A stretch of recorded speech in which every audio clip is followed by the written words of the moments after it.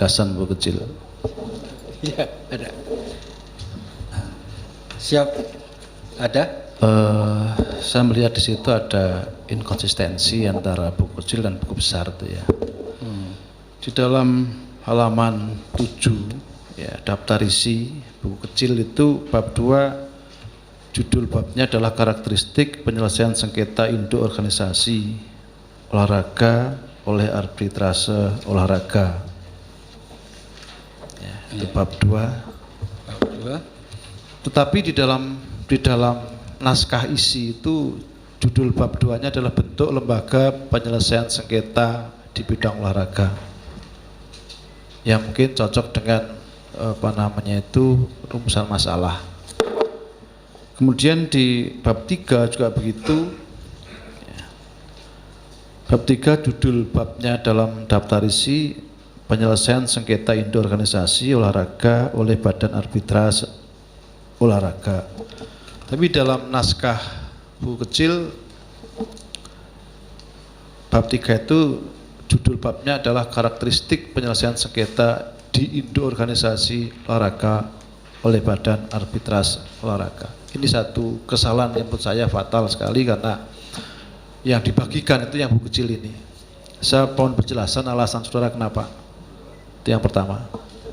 Silakan siap dulu.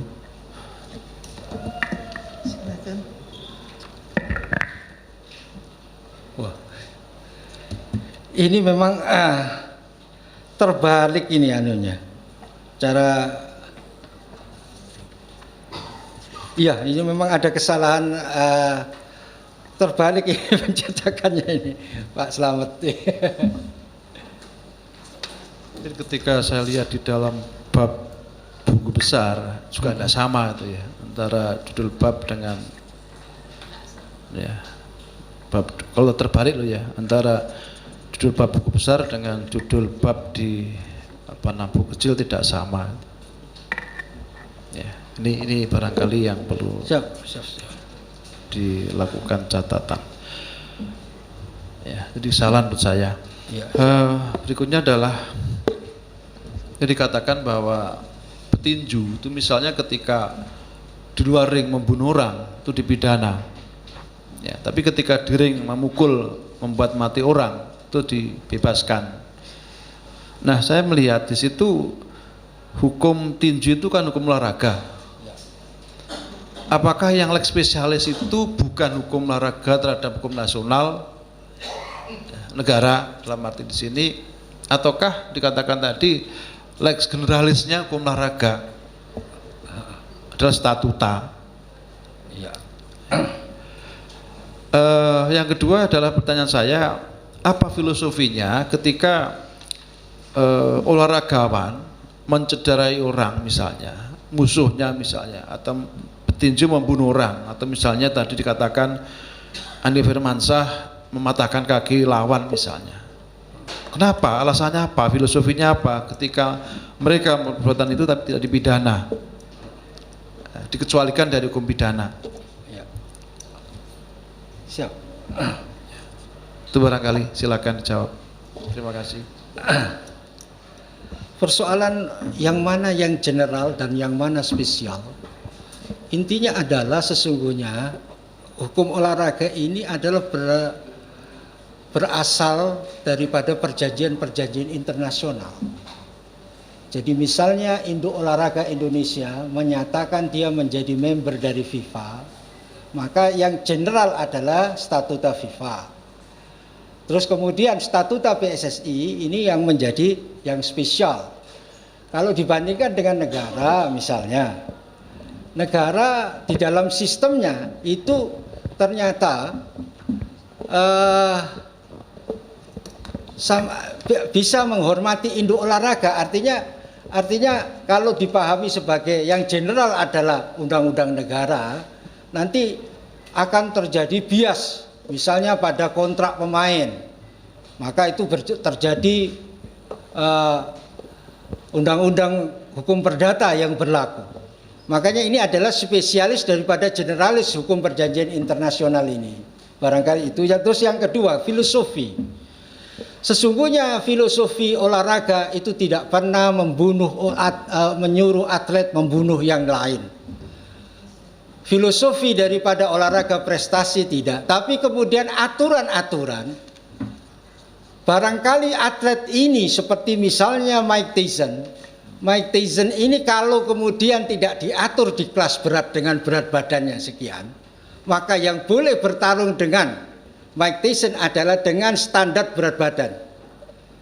Artinya kalau kemudian panitia atau panpel mempertandingkan Mike Tyson dengan yang tidak setara standarnya, kemudian terjadi kematian, maka boleh pidana masuk di situ.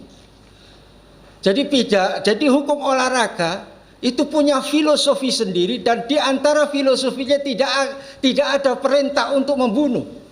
Kalau saya bandingkan dengan misalnya tidak ada majikan yang menyuruh supir bis nabrak orang misalnya. Siap.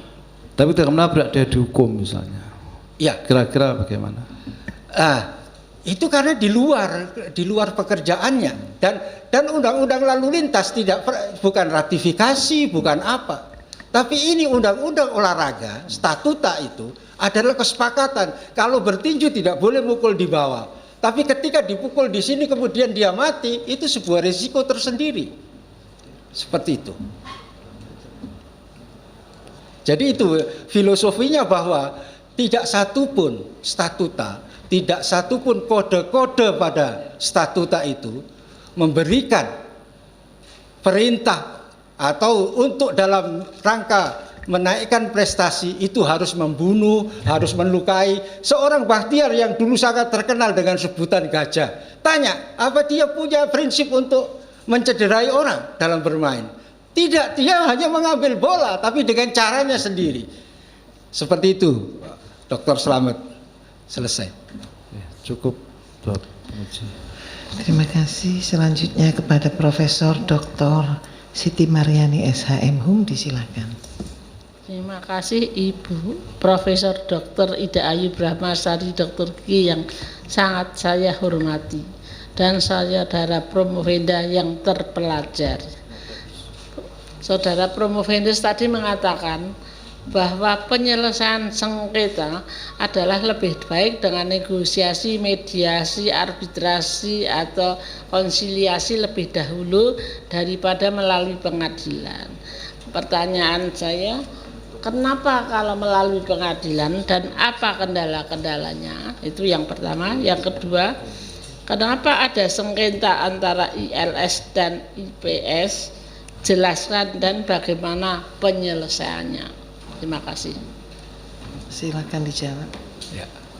Terima kasih Prof. Siti. Yang pertama tadi bukan hanya persoalan hukum olahraga, hukum yang lain pun, keperdataan misalnya, itu sekarang pilihan penyelesaian di pengadilan adalah pilihan penyelesaian yang terakhir. Seperti kita lihat misalnya MNC ternyata lebih senang menyelesaikan persoalannya dengan tutut itu dengan arbitrase. Ya, artinya pilihan di pengadilan, karena di pengadilan itu selain ribet jauh panjang sekali urusannya. Misalnya sudah selesai pada pengadilan tingkat pertama, maka dia akan banding. Nanti akan ada PK lagi. Nah, kalau atlet ini kemudian hanya urusan pengadilan itu diskors kemudian diselesaikan pengadilan, nasib hidup mereka keadilannya dari tujuan hukumnya itu menjadi tidak terlindungi. Makanya kemudian induk organisasi ini itu mufakatnya itu kita lihat ketika komisi disiplin misalnya menghukum pemain misalnya karena menghukum menskorsing 2 tahun. Nanti pada ujungnya federasinya atau asosiasinya, ketuanya memberi gerasi, maka selesai persoalan itu. Itu yang pertama. Terus yang kedua, mohon maaf Prof, apa yang kedua tadi Prof? Beda antara ILS dan IPL. Oh, ya. IPL. Kalau IPL itu adalah fenomena kita di tahun 99. Ya. Jadi ada kemauan masyarakat sepak bola untuk menjatuhkan Nurdin Halid. Tapi ternyata konsepnya hanya menjatuhkan Nurdin Halid. Karena apa? Dalam keputusan Kongres itu hanya mengganti kepengurusan. Padahal Kongres itu yang harus menentukan keanggotaan, Kongres itu yang harus menentukan sistem kompetisi. Makanya kemudian ketika IPL itu tidak mendapat dukungan FIFA. Karena apa? Karena dia bukan keputusan Kongres PSSI selaku otoritas masyarakat sepak bola tertinggi di Indonesia. Jadi seperti itu pertikaian antara, sehingga apa? Sehingga sekarang ISL lah yang menjadi lembaga yang paling berwenang untuk menyelenggarakan kompetisi profesional maupun amatir di Indonesia. Terima kasih, Profesor. Selanjutnya kepada Dr. Oto Yudianto SHM HUM, disilakan. Terima kasih. Assalamualaikum warahmatullahi wabarakatuh. Dara Promovendus, tadi sempat saya dengar bahwa disertasi ini berbeda dengan disertasi yang di Bandung, gitu ya. Ya, bahwa Saudara Promovendus lebih menekankan pada penegakan hukum. Ya.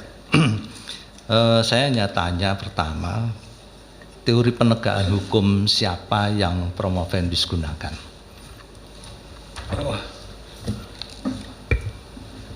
Teori penegakan hukum yang saya gunakan yang pertama adalah secara... Enggak. Saya ingin tahu teori penegakan hukum dari siapa? Siapa itu nama orang yang saudara gunakan? Yang saya gunakan, saya terjemahkan dari teorinya Mike Smith. Mike Smith dari Swedia, sosiologi yang berkebangsaan Kanada, ya, dari Kanada. Gimana teorinya? Pendapatnya seperti apa? Pendapatnya yaitu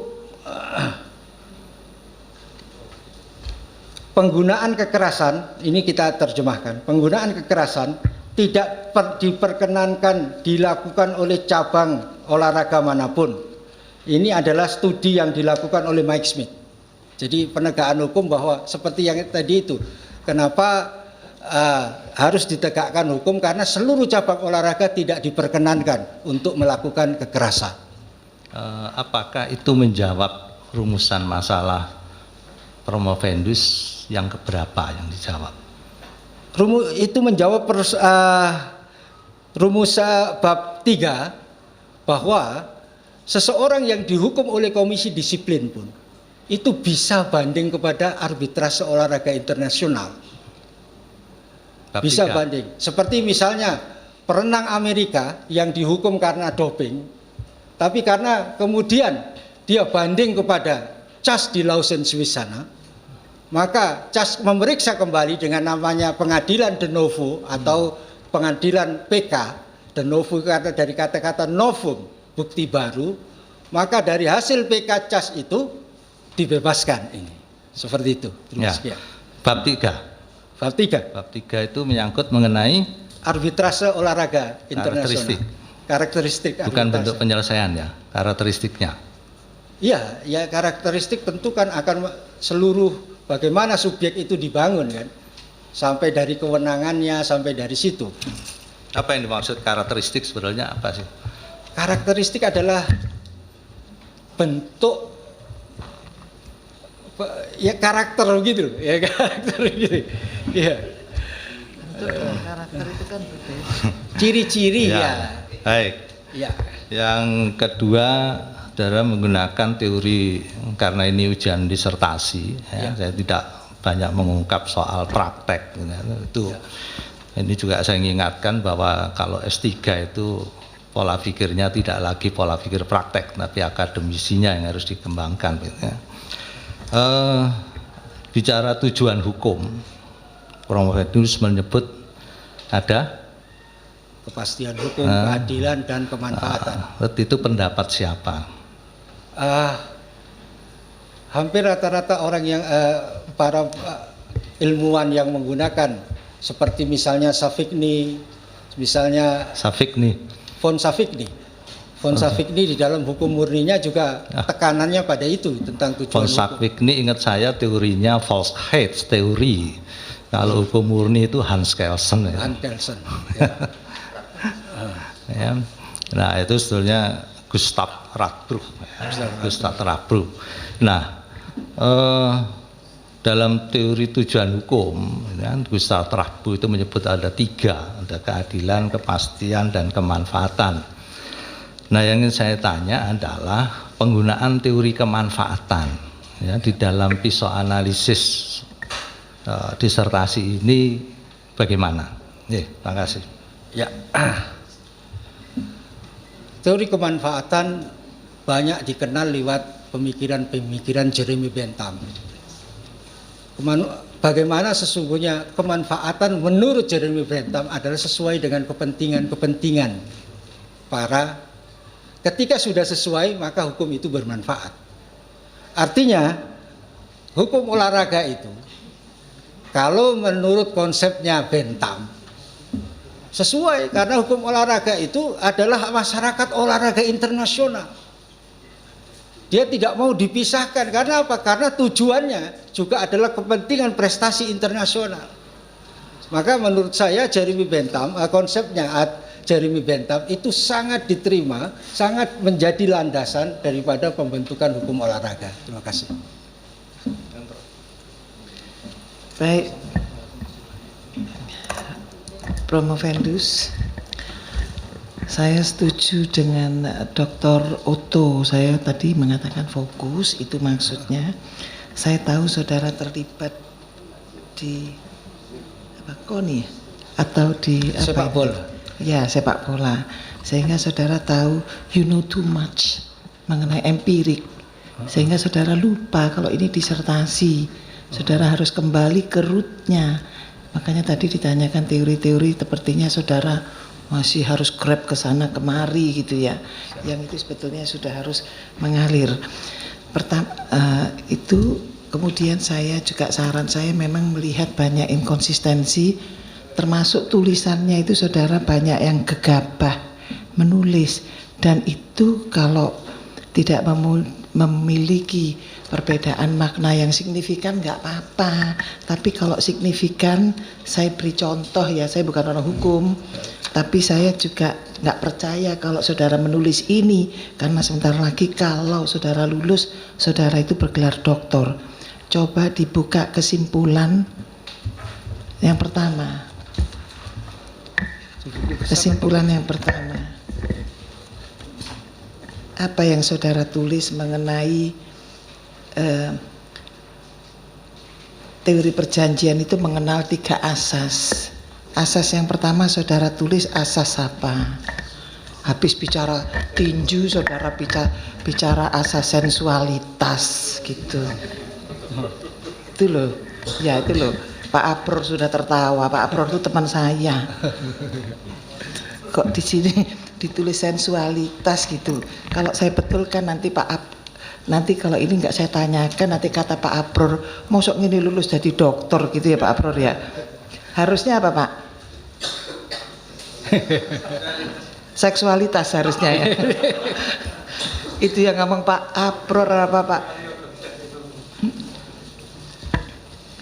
Apa harusnya Pak? Halaman berapa ini? Iyalah, saya sudah ngomong kemana-mana. Kesimpulan 36.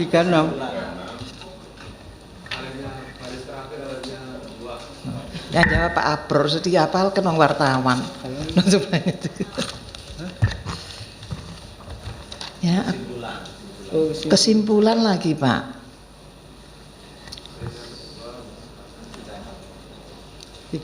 Ya.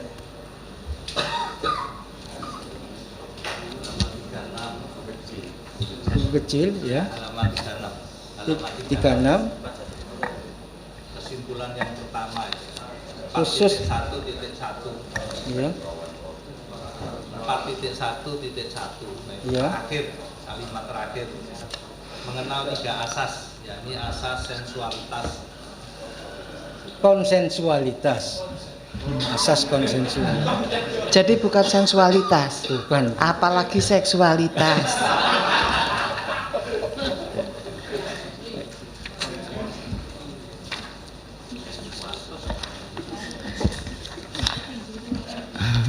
Habis ngomong tinju kok ngomong sensualitas, gimana ini? Kemudian tadi saya punya, saudara tadi juga menyebut tentang sumber badan hukum ya. Sumber badan hukum yang PP 18 tahun 2007 tentang pendanaan keolahragaan. Ya, karena saya basicnya juga orang ekonomi, saya ingin saudara menjelaskan kaitannya ini dengan disertasi saudara. Terima kasih Ibu Ketua. Masyarakat, sebuah masyarakat memang tidak terlepas dari bagaimana dana yang ada untuk menghidupi kehidupannya. Di dalam masyarakat olahraga, ternyata di olahraga yang profesional itu sesungguhnya sudah tidak perlu lagi bergantung kepada dana pemerintah. Kalaupun ada, kita pernah membayangkan membentuk seorang atlet itu biayanya sangat mahal. Untuk APBN Kementerian Pemuda itu relatif sangat kecil. Makanya sangat lucu kemudian Kementerian Keolahragaan untuk membuka, karena apa? Keuangan PSSI sangat besar. Di tingkat cabang aja PSSI menyelenggarakan, itu klubnya yang bayar, bukan PSSI-nya yang cari dana. Klubnya diharuskan untuk pertandingan misalnya di Piala Champion di dunia. Itu FIFA-nya ini Piala Dunia, klubnya yang harus mencarikan dana. Oke, cukup. Ya. Tapi tadi saudara mengatakan bahwa Persebaya, PSSI itu semua milik masyarakat. Ya. Lah, ini kaitannya dengan ini tadi loh Pak. Siap. Sekarang Bapak ngomong dananya kecil. Lah kalau itu memang bukan punya pemerintah ya sak karepe sing ngasih toh Pak. Betul. Ya? Bukan begitu? Oh, iya, memang begitu. Iya, memang begitu. Jadi Bapak percuma muntuk gitu ceritanya jawabnya. Padahal kan memang tadi ini makanya saya mengatakan ini kontradiksi, saya tanyakan ini yang benar yang mana gitu. Ya. Kalau misalnya Pak Abro protes ke pemerintah gitu ya, ini kok dananya cuma sedikit. Pak Abro tapi nggak pernah protes Pak. Baik kok dia itu, teman saya nerima. Nah, jadi kan kalau saudara mengatakan demikian, itu milik masyarakat ya, mestinya masyarakat yang mencari sendiri, mungkin begitu ya Pak ya. Oke, tadi sudah agak serius dikit ya Pak ya. Beberapa menit lagi kalau kita sepakat Bapak itu lulus jadi dokter, kalau ya insya Allah. Amin. Saya ingin bertanya, seorang dokter itu filsafat ilmunya itu harus kuat, harus paham gitu. Bapak tahu kira-kira apa yang mau saya tanyakan? Belum. Coba ceritakan daya nalar disertasi ini ya. Tiga aspek daya nalar disertasi ini dari sisi apa Pak biasanya Pak? Filsafat ilmu itu loh. Ya, dari sisi ontologi, epistemologi dan aksiologi. Ya, coba saya bisa jawab apa enggak sih? Artinya pertama begini, ketika kita ngomong olahraga terutama di Indonesia, kita melihat ontologi dulu. Saya bicara disertasinya. Ya. Kita melihat ontologinya dulu. Ternyata ketika PSSI mengesahkan Persibaya, bukan Persibaya 1927 yang miliknya Saleh Mukadar, dan ternyata yang didukung oleh masyarakat Surabaya itu adalah Persibayanya Pak Nyala Mataliti. Karena apa? Karena Bapak temannya siapa? Kenapa? Bapak temannya siapa? Oh, saya bukan temannya siapa-siapa. Tapi ini ontologi terutama untuk masyarakat Surabaya dulu. Ontologinya. Terus sesungguhnya apa? Pertanyaannya kan begitu. Sesungguhnya apa sih PSSI itu kok mengesahkan yang bukan didukung masyarakat? Kok PSSI itu kok malah mendukung? Loh, karena secara formal yang benar punyanya Pak Nyala. Karena PSSI Persibaya 1907. Nanti kita bicara epistemologinya setelah pertanyaan apa? Kenapa masyarakat Surabaya itu yang senang Persibaya 1927? Kok tiba-tiba PSSI cara menyelesaikan sengketanya kok menyelesaikan kok malah memilih mengesahkan Persebaya saja. Maka epistemologinya berjenjang. Kita mulai dari pendekatan yuridis pendekatan normatif, pendekatan Jadi masalah sosial. penelitian saudara itu Ya, siap. adalah mengenai Penyelesaian sengketa. Oke, ya. Ya. Terus epistemologinya. Epistemologinya adalah bagaimana kita menggunakan teori-teori untuk mendudukkan masalah yang sebenarnya.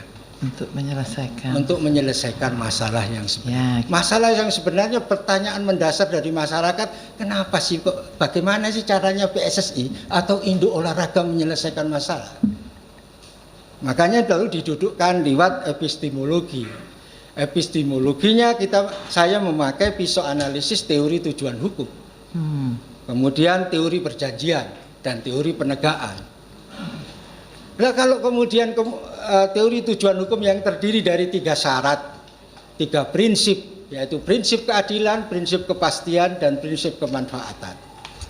Keadilan ini terutama sekarang fenomena yang paling sering dipakai adalah prinsip John Rawls. Adalah keadilan itu adalah keadilan yang disepakati, bukan distributif, adalah keadilan yang dinormakan. Jadi artinya norma dari statuta sendiri itu mengangkat syarat-syarat sehingga apa? Sehingga pendapat tentang keadilan di masyarakat Surabaya yang sebenarnya 27 yang lebih ternyata Persebaya yang itu, seperti itu. Dan terakhir adalah bagaimana aksiologi. Aksiologi kemudian diserahkan karena masyarakat Persebaya ada sendiri. Dan masyarakat Persebaya 1927 akhirnya karena dia tidak bisa bermain, ternyata bukan pilihan 1927, tapi pilihan menjadi gemar sepak bola, gemar menonton Persebaya. Itu aksiologi, artinya inilah jawaban kesimpulan daripada epistemologi yang kita buat. Barangkali itu. No, Pak. Jawabannya itu manfaatnya itu apa? Ya. Kontribusinya disertasi ini loh, Pak. Ya, Bagi pengembangan ilmu hukum itu apa? Bagi stakeholders itu apa? Bagi masyarakat itu apa? Itu aksiologi. Enggak usah dijawab ya, Pak ya? oh ya, sudah. Lu harusnya yang jawab itu saya, ya sudah. Baik, Romo Vendus dan hadirin yang saya hormati, semua dewan penguji sudah menyampaikan beberapa pertanyaan juga saran dan telah dicoba untuk menjawab oleh Promovendus. Hasilnya itu nanti kami yang tahu. Baik. Sementara itu Promovendus juga mengundang penanya akademik yang saya beri kesempatan untuk bertanya 1 pertanyaan. Atau 1 saran, atau 1 saran. Kesempatan pertama kepada Dr. Anis Muhammad SHMH, disilakan. Terima kasih pimpinan. Saya akan mengajukan 1 pertanyaan kepada rekan saya yang sangat berapi-api untuk menjawabnya. Mudah-mudahan semuanya lancar. Saya belum membaca mengenai hak asasi manusia di dalam disertasi ini. Jadi saya menanyakan adakah korelasi hak asasi manusia dalam bidang olahraga dalam disertasi saudara. Itu aja. Terima kasih. Silakan. Terima kasih Dr. Anis Muhammad. Sesungguhnya sudah terjawab. Saya memakai 3 teori dan beberapa konsep untuk menganalisis. Di antaranya adalah konsep hak asasi manusia. Paham betul kami bagaimana masyarakat itu tidak terlepas dari person. Bagaimana masyarakat badan sebuah lembaga itu akan berhadapan dengan lembaga pemerintah. Akan berhadapan dengan lembaga pemerintah yang berdaulat misalnya. Maka coba Anda lihat di daftar isi di buku besar ada itu konsep tentang hak asasi manusia. Barangkali itu Dr. Anis Muhammad. Terima kasih. Baik, selanjutnya kepada Dr. Bayu Endra Gupta, Eskom MH, disilakan.